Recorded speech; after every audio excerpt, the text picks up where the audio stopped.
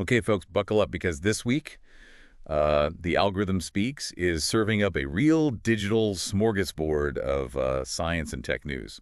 It's a bit of a wild ride through the digital landscape, wouldn't you say? Yeah, it's like someone dumped the entire internet into a blender, hit frappe, and then served it with a side of existential dread.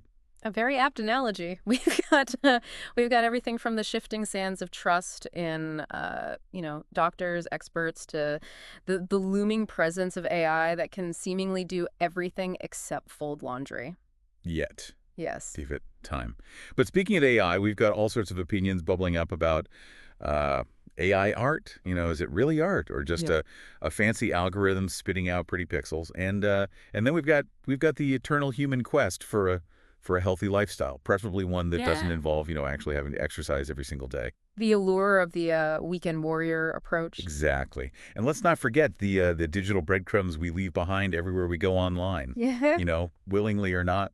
It's a lot to unpack, so let's dive in, shall we? Let's dive in.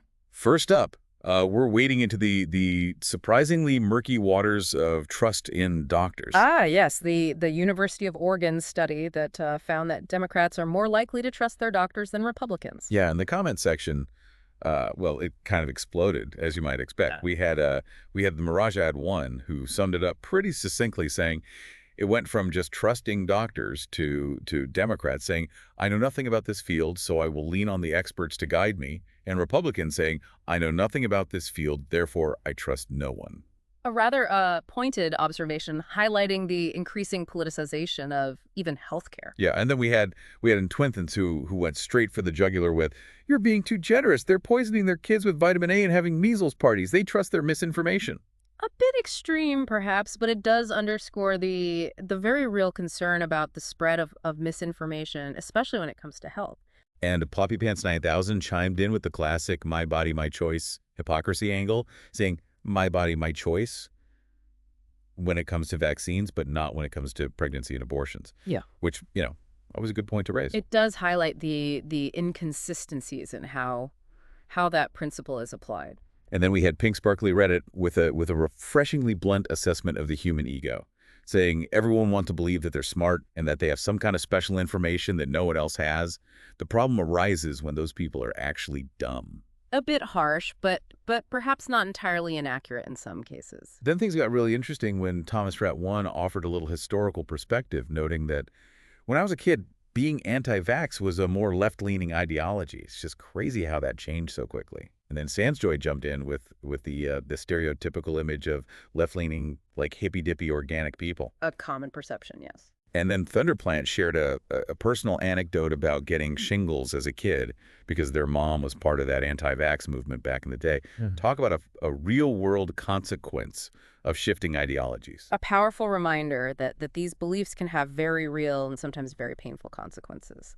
Okay, so switching gears now to a topic that's almost as controversial as vaccines, diet. Yes, the eternal quest for the perfect way to eat. A study came out saying that switching from a traditional African diet to a Western diet for just 2 weeks caused inflammation and a weakened immune response, and vice versa when switching back. Seems pretty straightforward, right?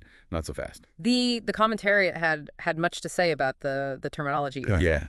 Moxox was like, has anyone been to different countries in Africa? The food in Egypt versus Niger versus South Africa versus Tanzania is quite different. It's like lumping all of European cuisine into one big melting pot. Quite right. African cuisine is far too broad a term to be meaningful. Gurkha Princeton made a similar point about the vagueness of Western diet. And Belerial chimed in with high in fiber and vegetables as a more accurate description, kind of linking it to the Mediterranean diet. A much more helpful and specific descriptor. Chill Catman pointed out the missing keyword was processed, which, fair point. And then Status Shock 880, bless their heart, wondered if Tex-Mex counted as Western, which, depending on the portion size and the amount of cheese involved, it might as well be. A humorous observation that nonetheless highlights the regional variations within what we broadly categorize as Western cuisine. Right.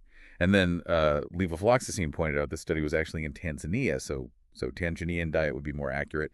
And Teriyaki Ninja 7, went on a bit of a rant about the whole concept of an African diet being reductive, even while acknowledging the focus on the Chaga tribe and their banana beer avash. But Celador defended Western diet as just standard scientific lingo. So it's a linguistic minefield out there. It certainly highlights the challenges of labeling and categorization, especially when it comes to something as diverse as food. Right. And then, just to add to the confusion, Socratic Tiger was just like, I'm so confused about processed food. One minute it's bad, the next it's not. The ever-changing landscape of nutritional advice can certainly be bewildering. Okay, so let's talk about a drug that's been causing quite a stir. Ozempic. The weight loss wonder drug. Ah, yes, the GLP-1 receptor agonist. That's become quite the topic of conversation. We had some people in the comments sharing some pretty incredible weight loss stories. Like, I Hate Namez dropped 18 pounds and quit smoking and drinking. Impressive. Yeah, and Ninja Gorilla lost over 60 pounds and said goodbye to snoring and acid reflux. And Brombles called it a literal miracle. Need Sexy Boots even said it might have saved their life. These anecdotal accounts certainly suggest that it can be very effective for some individuals. Yeah, but then, of course, there's the price tag. PME or Happiness pointed out it's like $400 a month for non-diabetics, which, that's a pretty hefty chunk of change. The cost is certainly a significant barrier for many. And then Always Board 114 offered a really interesting perspective, saying that maybe these drugs are making people realize that cravings aren't just about willpower. It's brain chemistry. A very important point. The neurobiological basis of cravings is often overlooked. And then Jujunimer dropped a real bombshell, citing a JMA Network article that said it costs less than $5 to manufacture a month's worth of semaglutide. A stark contrast to the market price. Yeah, and Super Mario Bro drew a parallel to methadone programs, where the actual cost of the treatment is tiny compared to what people pay on the street. An interesting analogy highlighting the complexities of pharmaceutical pricing. And Nibble Squirrel raised a really important ethical question. Should diabetic patients be prioritized over people who just want to lose a few pounds? A very valid concern. It raises questions about resource allocation and who should have access to these medications. And then there was Old Lady Reacts who suggested that if Ozempic can help with food addiction, then it's actually tackling a much bigger issue. But then you've got Nightmare 1990 who's like, well, is it really more cost effective than just eating less? A fair question. The long-term cost effectiveness of these medications is still being debated. All right, so moving on to a topic that's a little bit more, shall we say, spiritually charged. Climate change and religion. Yeah, there's this letter urging Christian leaders to address climate change with their congregations. And, the comments were pretty much what you'd expect. A mix of strong opinions and theological interpretation. We had Talonis 11 who just came right out and called it a death cult. Not exactly a nuanced perspective. But then, on the other side, you had Loki Convo and Ems Natha disease, who saw environmental stewardship as a core Christian value, taking care of God's creation. A more traditional and perhaps more hopeful viewpoint. And then T Sigma brought up the whole money angle, suggesting that churches might not be, too keen on focusing on climate change if it doesn't, bring in the donations. A cynical but perhaps not entirely unrealistic view of institutional priorities. And then Dr. Quailman had this interesting idea of adding pollution and carbon footprint to the list of, sins and virtues. A novel way to integrate environmental ethics into religious practice. Okay, so let's talk about social media. Yeah. Specifically, a study that found that taking a week-long break from social media doesn't really have any lasting benefits. The allure of the digital detox. Yeah, the feeds had a rather dark but accurate comparison, saying alcoholics that take a week-long break from alcohol show no real improvement in the long term. A bit bleak, but it does illustrate the point that simply abstaining for a short period may not address the underlying issues. Right. And then you had Jen Keg, who pointed out that if you don't actually intend to quit social media, then taking a short break is kind of pointless. And Blake Thimax shared their experience of feeling really isolated after quitting social media because, well, that's where all the events and the invites were happening. The challenge of disconnecting from a platform that's become so deeply ingrained in our social lives. And then Drexelian just dismissed temporary breaks as trivial. J. Sevenbo wondered about, what would happen if you just cut it off completely. A more radical approach. And Scraf Heber, true to their name, was like, well, at least we confirmed that short breaks don't work.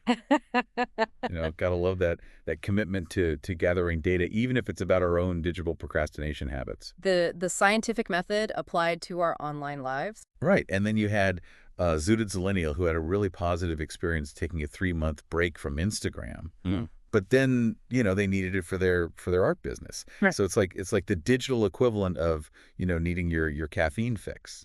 The dilemma of needing these platforms for professional or creative purposes, while also recognizing their potential downsides. And Pomfrey Assault nailed the irony of it all with, yeah, I don't really do this social media thing, guy, on social media. We've all encountered that particular brand of online posturing. And then Reasonable Dig 1629 came in with some real wisdom, saying that it's not just about not being on social media, it's about what you do with that time. Yeah.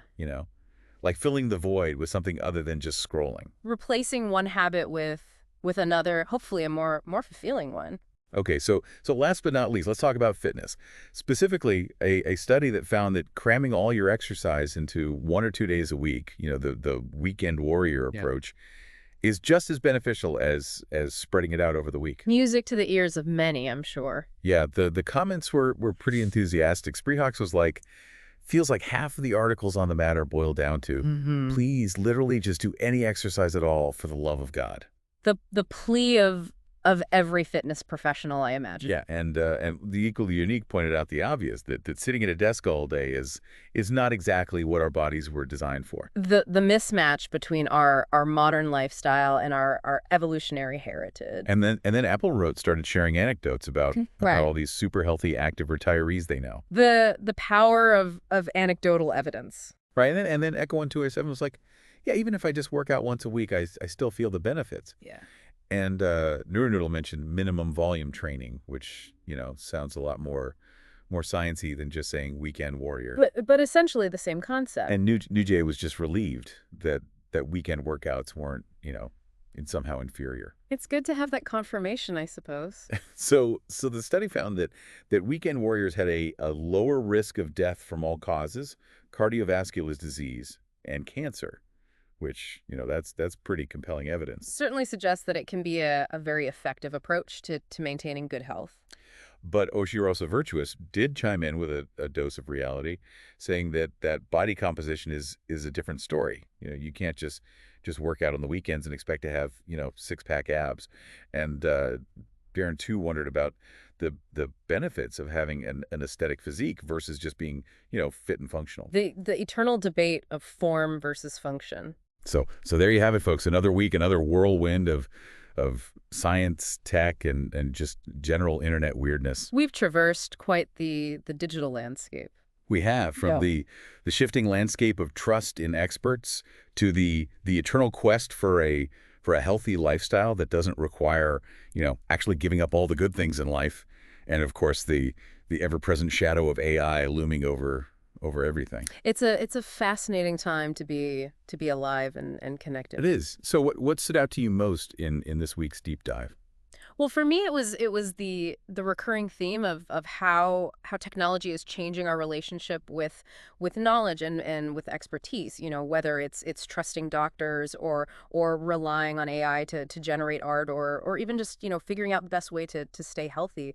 It seems like the rules are constantly changing. Yeah, and the comment section is always a good reminder that there's no one right answer to any of these questions.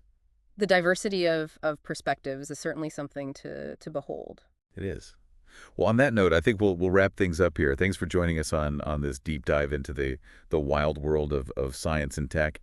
And until next time, keep your algorithms close and your skepticism closer. And don't forget to get in some exercise, even if it's just on the weekends. Sound advice.